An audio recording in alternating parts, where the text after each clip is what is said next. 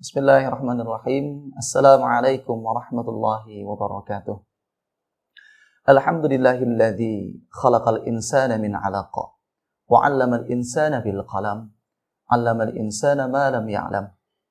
Thumma salatan wa salaman daiman mutalaziman ila ahsanil makhluq wa akmalis sifat wa huwa nabiyyuna Muhammad sallallahu alaihi wasallam, amma ba'da. Bapak Ibu kaum muslimin dan muslimat, pemirsa ceramah Ramadan Ukhuwah, serta seluruh siswa-siswi SET Ukhuwah dan SMP ITIHAK KBS yang berbahagia dan dimuliakan Allah Subhanahu wa taala. Marilah sama-sama kita bersyukur kepada Allah Subhanahu wa taala atas sebuah amanah terbesar yang saat ini masih Allah titipkan kepada kita. Apakah amanah terbesar itu? Yaitu sebuah kehidupan yang mana Allah menyampaikan dalam firman-Nya, "Wa ma khalaqtul jinna wal insa illa liya'budun." Allah titipkan kehidupan kepada manusia tentunya semata-mata untuk beribadah kepada Allah Subhanahu wa taala. Terlebih di bulan Ramadan ini, marilah sama-sama kita meningkatkan ibadah kita untuk mendapatkan kecintaan Allah Subhanahu wa taala hingga kita akan mendapatkan label takwa di sisinya. Amin Allahumma amin. Salawat serta salam senantiasa kita haturkan kepada kehabibaan kita, kepada junjungan kita, kepada kekasih kita Nabi Muhammad sallallahu alaihi wasallam. Meskipun kita tidak pernah bersua atau tidak pernah berjumpa dengan beliau, namun hal tersebut tidak mengindahkan kecintaan kita, tidak menghilangkan rasa cinta kita kepada Rasulullah sallallahu alaihi wasallam.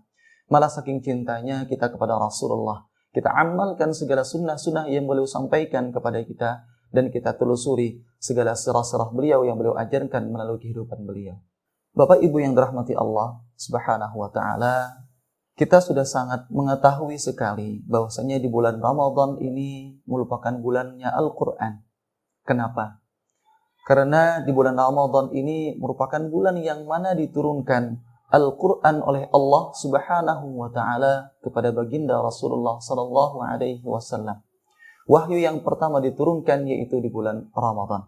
Dan juga kita sangat mengetahui surah yang diturunkan atau wahyu yang pertama diturunkan kepada baginda Rasulullah sallallahu alaihi wasallam yaitu surah Al-Alaq yang turun dari ayat 1 sampai ayat 5.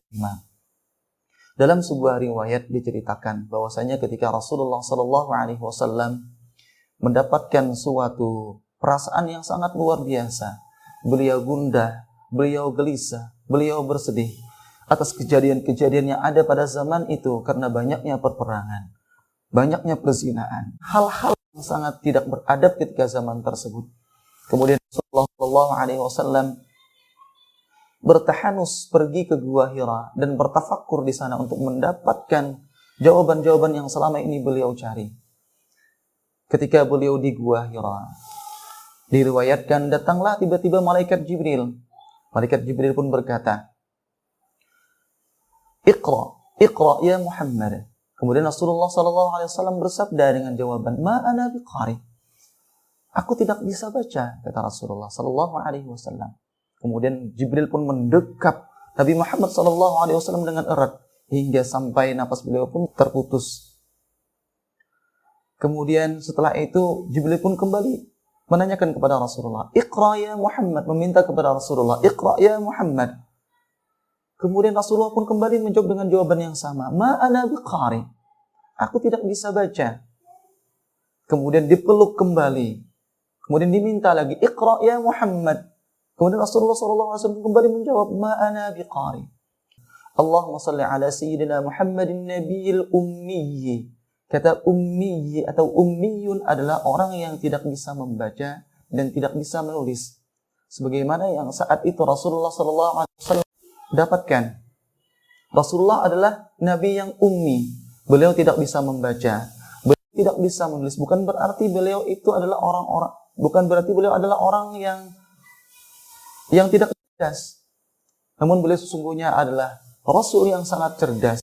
Orang yang sangat pandai. Namun tentu Allah Subhanahu wa taala mempunyai tujuan kenapa Rasulullah Nabiyuna Muhammad sallallahu alaihi wasallam dijadikan sebagai nabi khatimul anbiya yang ummi. Bapak Ibu yang dirahmati Allah Subhanahu wa taala.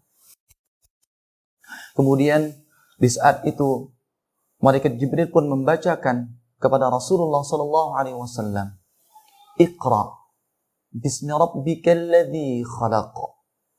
Khalaqal insana min 'alaq. Iqra wa rabbukal akram. Alladzi 'allama bil qalam. 'Allamal insana ma lam ya'lam. Iqra. Bacalah wahai Muhammad. Bismi dengan menyebut Tuhanmu. Bismi rabbikal ladzi khalaq. Alladzi khalaq, yang telah menciptakan. Khalaqal insana min 'alaq. Khalaqa, yang telah menciptakan. Al insana, akan manusia. Min 'alaq, dari segumpal daging. Iqra wa rabbukal akram. Bacalah wahai Muhammad. Wa rabbuka, dan Tuhan engkau, akram, maha mulia. Alladzi 'allama bil qalam, yang mana telah mengajarkan manusia bil qalam, dengan perantara pulpen. 'Allamal insana ma lam ya'lam, yang mengajarkan manusia ma lam ya'lam, apa yang mereka tidak ketahui. Inilah surah Al-Alaq dari ayat 1 sampai ayat 5. Insyaallah kita akan sama-sama mentadabburi surah Al-Alaq ini dari ayat 1 sampai ayat 5. Kita akan masuk di ayat yang pertama. Iqra. Iqra bismi rabbikal ladzi khalaq. Wahyu yang pertama yang sampai kepada Rasulullah sallallahu alaihi wasallam yaitu berbunyi Iqra. Ada sebuah perintah Iqra. Iqra itu fi'lun amar, yang mana Allah Subhanahu wa taala memintakan kepada Rasulullah sallallahu alaihi wasallam untuk membaca. Sedangkan Rasulullah sallallahu alaihi wasallam adalah nabi yang ummi, tidak bisa membaca. Namun Allah memintakan untuk membaca. Iqra bismi rabbikal ladzi khalaq. Bacalah Muhammad bismi rabbikal ladzi khalaq, dengan menyebut nama Allah Subhanahu wa taala. Alladzi khalaq, yang mana telah menciptakan. Iqra, bacalah. Bismi, dengan menyebut nama Rabbik, Tuhan engkau, alladzi khalaq. Di sini Allah Subhanahu wa taala menyampaikan kepada Rasulullah sallallahu alaihi wasallam dalam wahyu yang pertama untuk membaca. Dan kemudian Allah Subhanahu wa taala memperkenalkan diri Allah Subhanahu wa taala dengan kata Rabbun alladzi khalaq. Sebagaimana yang kita ketahui, bacalah bismi, dengan menyebut segala sesuatu yang disandarkan kepada Allah Subhanahu wa taala akan bernilai berkah, bernilai kebaikan atau bernilai ibadah. Sebagaimana sabda Rasulullah sallallahu alaihi wasallam, "Kullu amrin dzi balin lam yubda bi qira'ati bismillahirrahmanirrahim wa huwa aqta." Atau kama qala Nabi sallallahu alaihi wasallam, segala sesuatu perkara jika seandainya tidak disandarkan atas nama Allah Subhanahu wa taala, maka perkara tersebut akan putus rahmatnya, akan putus keberkahannya. Jadi di sini Allah Subhanahu wa taala menyampaikan kepada Rasulullah, bacalah wahai Muhammad, kemudian diiriskan atau diiringi dengan menyebut nama Allah Subhanahu wa taala. Ini merupakan ajaran kepada kita bahwasanya sesuatu yang sifatnya mubah, sesuatu yang sifatnya boleh-boleh saja, kalau seandainya disandarkan kepada Allah Subhanahu wa taala akan bernilai ibadah. Seperti kita membaca. Kalau kita membaca, kemudian kita niatkan untuk ibadah, tentu akan memberikan hal yang bermanfaat, tentu akan memberikan sesuatu yang penuh dengan keberkahan di mata Allah Subhanahu wa taala. Kemudian kalimat selanjutnya, Rabbika. Iqra bismi rabbika. Kata Rabbun. Di sini Allah tidak memperkenalkan dirinya dengan kata ilah atau Allah. Namun Allah memperkenalkan kepada Nabi Muhammad sallallahu alaihi wasallam dengan kata Rabbun.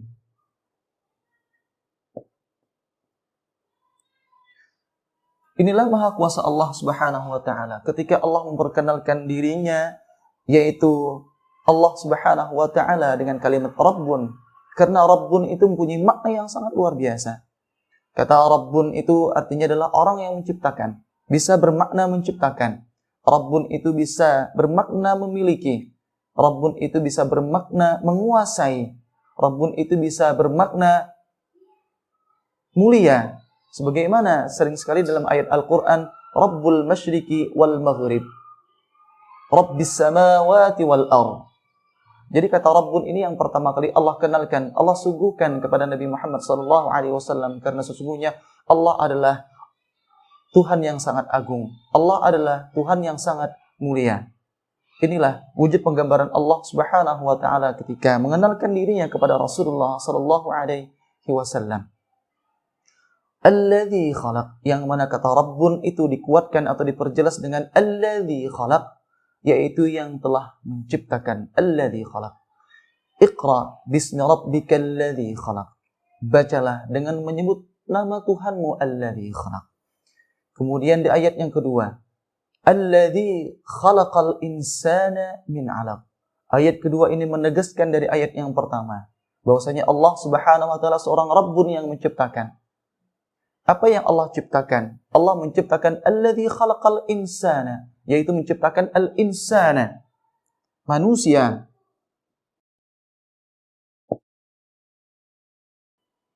Kata para ulama, al-insan itu berdekatan sekali dengan kalimat an-nisyan. Maka oleh karena itu manusia itu sering sekali melupakan. Al-insan makanun nisyan atau makanul khata wan nisyan. Jadi manusia itu tempatnya sering salah dan juga sering lupa. Jadi al-insan itu berdekatan dengan kata an-nisyan.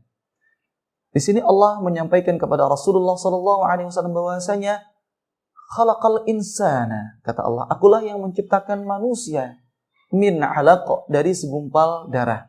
Allah menciptakan manusia, maha kuasa Allah yang telah menciptakan manusia dari 'alaq, dari segumpal darah. Kita mengetahui darah itu sangat hina, najis, kecil. Kemudian di pandangan kita darah itu jelek. Namun Allah menciptakan manusia dari 'alaq, dari segumpal darah. Inilah maha kuasa Allah. Dari segumpal darah itu akan menjadi al-insan, manusia. Namun manusia yang Allah ciptakan adalah manusia yang terbaik. Dari sesuatu yang hina Allah ciptakan manusia menjadi makhluk yang terbaik. Khalaqal insan ahsani taqwim, karena Allah menciptakan manusia dengan sebaik-baik ciptaan. Ketika manusia sudah menjadi insan, maka dia akan menjadi khalifah. Khalifah fil ardi. Khalifah fil ardi. Dia akan menjadi pemimpin di muka bumi. Inilah manusia yang Allah ciptakan dari sesuatu yang hina, dari sesuatu yang jelek, yaitu darah. Namun dia akan menjadi khalifah fil ardi jika dia mau belajar dengan baik. Al-insan sebagaimana disampaikan dalam surah Al-Asr, innal insana lafi khusrin. Semua manusia itu dalam keadaan merugi. Insan itu senantiasa lafi khusrin, merugi. Baik dia perempuan, baik dia laki-laki, dia muda ataupun tua. Karena dia adalah insan sebagaimana disampaikan dalam Al-Quran, wal 'asr innal insana lafi khusrin, karena sesungguhnya manusia itu dalam keadaan merugi. Namun ketika manusia al-insan mau amanu wa amilus shalihat, ketika mau beriman kepada Allah Subhanahu wa taala, kemudian mengamalkan, melakukan sesuatu yang baik yaitu amal shalihat, maka lawan dari al-khusrin menjadi aflah atau falah. Seperti dalam firman Allah Subhanahu wa taala, qad aflahal mu'minun, qad aflahal mu'minun, qad aflah, sungguh telah beruntung orang-orang yang beriman. Orang-orang yang beriman dan amal saleh, maka dia tidak akan menjadi orang-orang yang merugi, malah menjadi orang-orang yang aflah, sangat beruntung sekali. Inilah al-insan. Maka ketika mereka aflah, alladzina amanu wa amilus shalihat wa tawasaw bil haqq wa tawasaw bis sabr, maka dia akan menjadi al-insan khalifah fil ardi. Dia akan menjadi manusia yang akan menjadi pemimpin di muka bumi. Kemudian di ayat yang ketiga, Iqra wa rabbukal akram. Kemudian ditegaskan lagi, ada pengulangan kata Iqra, bacalah wahai Muhammad, wa rabbuk, dan Tuhan engkau akram, mulia. Kalau kita ambil kata akram, karim artinya mulia. Orang mulia itu bukan karena sesuatu yang dia miliki. Orang mulia itu karena sesuatu dengan apa yang dia beri. Itulah orang-orang yang mulia. Dan disinilah Allah Subhanahu wa Ta'ala memuliakan manusia dengan nantinya apa yang akan Allah berikan kepada manusia. Karena sesungguhnya Allah itu karim, Allah itu akram, sangat mulia. Kemudian masuk di ayat yang ketiga. Kemudian masuk di ayat yang keempat. Alladzi 'allamal insana bil qalam. Inilah bentuk kemuliaan Allah Subhanahu wa Ta'ala, atau bentuk kedermawanan Allah Subhanahu wa Ta'ala. Allah yang akram, Allah yang karim. Allah yang karim. Allah yang maha mulia. Alladzi 'allamal insana bil qalam. Yang mana Allah mengajarkan manusia dengan qalam. Allah itu adalah khalaqal insan. Allah menciptakan manusia. Kemudian Allah kembali ma'allama, mengajarkan. 'Allamal insana bil qalam, dengan perantara pulpen. Allah yang maha mulia kembali menyampaikan kepada Rasulullah SAW, sesungguhnya Allah itu mulia. Kemuliaan Allah itu mengajarkan kepada manusia dengan perantara pulpen, dengan perantara pena. Inilah Allah. Kemudian Allah kembali menyampaikan kepada Rasulullah SAW bentuk kemuliaan Allah Subhanahu wa Ta'ala dengan cara 'allamal insana bil qalam, mengajarkan manusia dengan pulpen. Tentu dengan adanya perantara al-qalam, manusia akan mudah untuk belajar. Manusia akan mudah untuk membaca. Karena banyak sekali literasi bacaan-bacaan tentang keilmuan itu terfokuskan kepada kitab-kitab yang dituliskan para ulama-ulama terdahulu, yang tentunya memudahkan kepada kita yang saat ini pengen belajar. Dengan adanya perantara al-qalam ini kita bisa belajar, bahwasanya kita mampu belajar membaca. Dengan adanya bantuan qalam kita mampu bisa belajar dengan buku-buku yang sudah dituliskan. Kemudian di ayat yang terakhir, 'allamal insana ma lam ya'lam. Allah Subhanahu wa Ta'ala mengajarkan manusia malam ya'lam, dari sesuatu yang tidak mereka ketahui menjadi tahu akhirnya. Inilah bagian dari tadabbur kita dari surah Al-Alaq dari ayat 1 sampai ayat 5. Kalau kita bisa tarik kesimpulan bahwasanya Allah Subhanahu wa Ta'ala dalam ayat ini menyampaikan bahwasanya Allah itu adalah seorang Rabbun, seorang yang sangat maha agung, sangat mulia, alladzi khalaq, yang telah menciptakan. Inilah yang Allah sampaikan. Kemudian Allah kembali menyampaikan, Allah wa rabbukal akram. Allah sangat mulia. Kemuliaan Allah Subhanahu wa Ta'ala sangat luar biasa, yaitu 'allamal insana bil qalam, mengajarkan manusia dengan perantara pulpen. Kemudian 'allamal insana ma lam ya'lam, kemudian mengajarkan manusia dari tidak tahu menjadi tahu. Kalau kita tarik dalam kehidupan kita, tentu ketika kita ingin memahami sesuatu atau pengen bisa sesuatu, tentunya kita diarahkan untuk belajar membaca. Kita cari buku-buku yang berkenaan dengan sesuatu yang kita inginkan. Kemudian dengan membaca, kita menjadi tahu, kita menjadi bisa. Terlebih kalau seandainya kita ingin belajar ilmu Al-Quran, maka bacalah Al-Quran. Dan di sini tersampaikan bahwasanya Allah Subhanahu wa Ta'ala memerintahkan agar kita gemar membaca sebagaimana yang difirmankannya kepada Rasulullah SAW dengan kalimat Iqra. Bapak, Ibu, kaum muslimin, muslimat yang dirahmati Allah Subhanahu wa Ta'ala. Mungkin kiranya untuk kesempatan kali ini, inilah yang bisa kami sampaikan. Atas segala kekhilafan dan kekurangan, kami ucapkan maaf semaaf-maafnya. Wabillahi taufiq wal hidayah. Wassalamualaikum warahmatullahi wabarakatuh.